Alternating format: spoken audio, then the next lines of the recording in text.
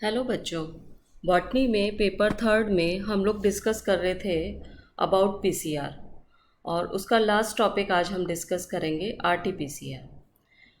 RTPCR जो कि मैंने ऐड किया है कोविड-19 को देखते हुए। कोविड-19 बिल्कुल भयानक रूप में आ चुका है और इसका मेन जो कॉजल एजेंट होता है वो कोरोना वायरस है। तो इसी को देखते हुए आरटीपीसीआर मैंने ऐड किया है।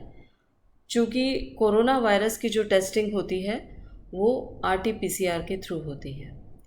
आरटीपीसीआर को और भी कई नाम से जानते हैं, जैसे कि रिवर्स ट्रांसक्रिप्टेज पीसीआर या रियल टाइम पीसीआर।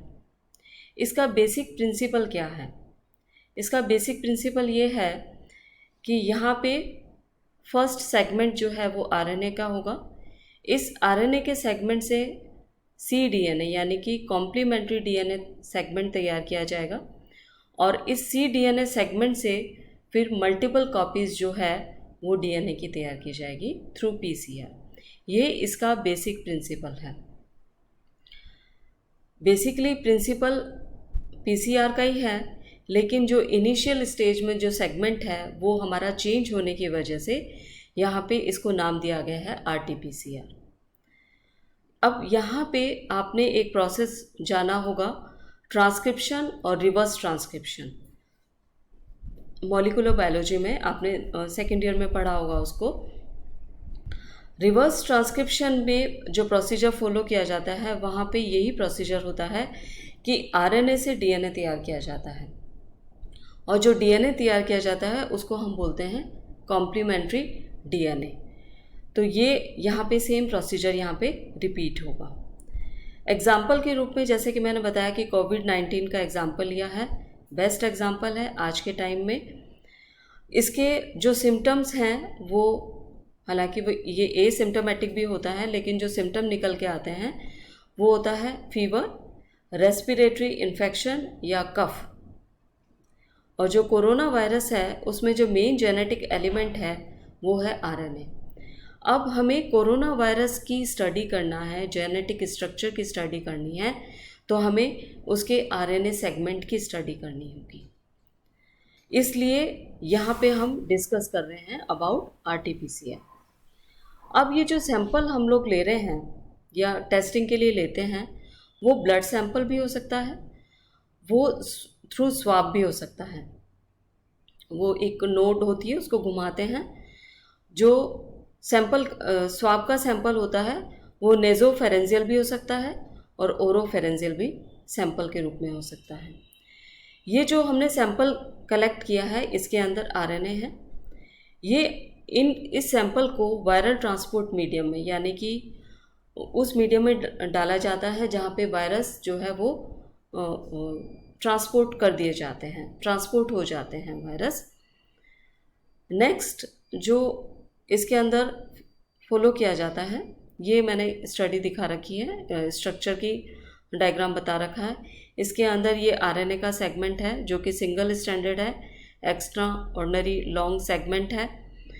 और ये जो आरएनए का सैंपल है, आरएनए का जो सेगमेंट है वो प्रोटीन से चारों तरफ से घिरा हुआ होता है और ये उसकी सेल जो है वो दिखा रखे हैं। ये स्पाइक्स इसके अंदर मौजूद हैं। सबसे पहले जैसे कि इस स्लाइड में हमने देखा, हमें आरएनए को एक्सट्रैक्ट करना है, आरएनए को प्राप्त करना है। तो उसके लिए क्या प्रोसीजर फॉलो किया जाएगा? उसके लिए सबसे पहले सेल का डीनेचुरेशन किया जाएगा, सेल का लाइसिस किया जाएगा और डीनेचुरेशन ऑफ आरएनए होगा। जब लाइसिस किया जाएगा सेल का, तो सेल के अंदर जितने भी सेल के इंक्लूजन्स होंगे, आरएनए होगा, प्रोटीन होगा, वो फ्री हो जाएंगे, फ्री फ्रॉम सेल हो जाएंगे। उसके बाद में हम इसको रूम टेम्परेचर पे इंक्यूबेट करते हैं।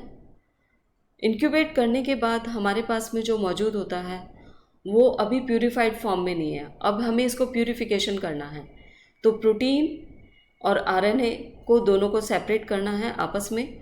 जो मेथड लेंगे एक्सट्रैक्शन का वो होता है सॉलिड फेज एक्सट्रैक्शन मेथड। इसके अंदर जो एक्सट्रैक्शन मेथड होता है उसके अंदर सिलिका के साथ जो है वो आरएनए बाउंड हो जाता है और प्रोटीन फ्री होकर जो है मीडियम के थ्रू ट्रांसपोर्ट कर दिए जाते हैं।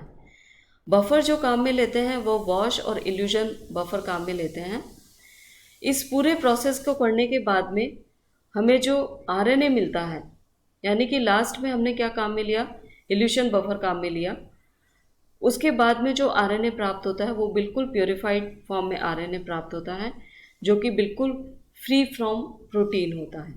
अब ये पूरा जो प्रोसेस होता है वो एक्सट्रैक्शन ऑफ आरएनए का प्रोसेस है। इससे पूरा प्यूरिफाइड फॉर्म में आरएनए प्राप्त हो चुका है। नेक्स्ट आप देखिए, ये जो आरएनए प्राप्त हुआ है, अब इससे नेक्स्ट स्टेप में हमें इस स्लाइड में देखेंगे आप क्या तैयार करना है, cDNA तैयार करना है। और यहाँ मेन एंजाइमेटिक रोल होगा किसका, रिवर्स ट्रांसक्रिप्टेज का। और यहाँ पे मेन रोल होगा वो पॉलीमरेज का रोल होगा। तो कॉम्प्लीमेंट्री डीएनए प्राप्त करने के लिए रिएक्शन मिक्सचर को तैयार किया जाएगा, जैसे कि पीसीआर में मैंने बताया था। इस रिएक्शन मिक्सचर में सेम 5 एलिमेंट होंगे, लेकिन ऐड कर दिया जाएगा रिवर्स ट्रांसक्रिप्टेज एंजाइम, जिसको शॉर्ट फॉर्म में आरटी एंजाइम भी बोलते हैं। और फ्री डीएनपीटीज ऐड किए जाएंगे, प्राइमर्स ऐड किए जाएंगे, टैग पॉलीमरेज ऐड किए जाएंगे, और रिएक्शन को कंप्लीट करने के लिए ऑप्टिमम पीएच के लिए बफर को ऐड किया जाएगा। ये जब रिएक्शन मिक्सचर में तैयार किया जाता है तो फर्स्ट ऑफ ऑल कौन सी रिएक्शन फॉलो की जाती है कि आरएनए से हमें cDNA प्राप्त करना है।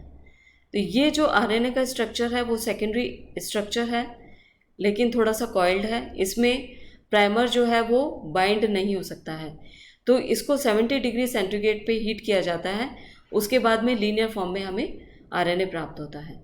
इस लीनियर फॉर्म में प्राप्त होने के बाद ही प्राइमर को जो है ऐड किया जाता है और उसे इंक्यूबेट किया जाता है।